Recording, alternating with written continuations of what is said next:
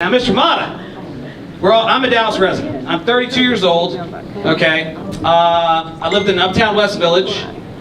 We have race cars. I literally, if you go on my Instagram, I think maybe 12 times I've gotten out of bed, run downstairs because people go and crash into the side street and the walls. And what I think is funny, and maybe you know more about this than I do, but I see a lot of license plates missing on the front side of the vehicles, which is state law, they have to have it, but we don't have the manpower to do it. No registration stickers on their cars and vehicles. And it seems like we're having something like a kind of a rollover effect, and I was told by some law enforcement officers that one, you don't have enough staff, the staff cuts, and two, we have an influx of people that we don't know where they came from. Can you elaborate more on the race cars, all this other stuff? Because Uptown looks like, you know, not Uptown anymore, it looks like downtown.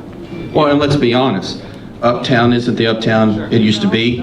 Lake Highlands isn't the Lake Highlands it used to be. West Dallas, East Dallas, it's all that. And I think all of it is, and it roots start from, is that we have gone away from the broken windows theory. And if you don't know what the broken windows theory is you take care of those small quality of life violations, and it prevents the bigger ones.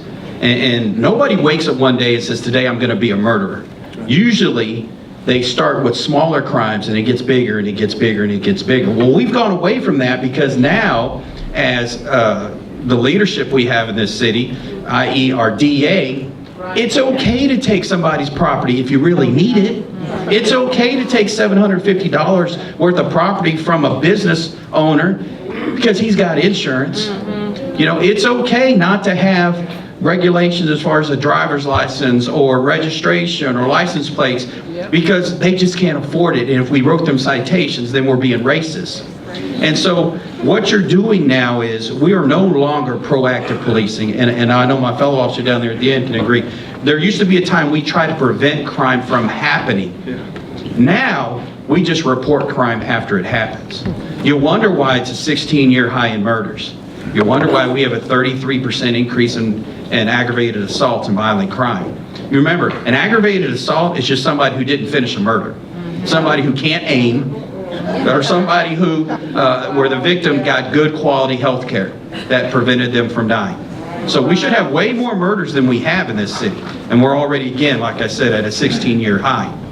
It's because, just like sex trafficking, we've looked at these minimal crimes, like marijuana. They want to legalize marijuana. Okay, everybody has their own opinion on that. The problem is you legalize marijuana, then the kids are using it, and they don't know what's in the marijuana. It's not just marijuana anymore. It's the PCP that's in marijuana. It's the meth that's in the marijuana. And your body becomes chemically and physically addicted to it. It's not something they can just quit on a Sunday. If you see those individuals, and I know you all have seen them, the walking zombies, right? You'll see them just walking around, yelling and screaming at nobody. The far majority of those individuals, that is not a mental health problem. They're smoking bath salts, and it is completely deteriorating their brain because they can get it, it's legal, they ingest it, and it completely just kills their brain cells. And that's what they're doing. Yes, we have a mental health problem in this city, absolutely. We have a drug addiction problem in this city, but we can't arrest our way out of it. And we've been doing that for a very long time. The far majority of officer-involved shootings and critical incidents happen because we are engaging with the mental health and drug addict, those who have drug addictions. We are not trained for that. Fort Worth's the same as us. We get 4 hours of training every 2 years on mental health. You have somebody who's going through some type of psychosis, whether it's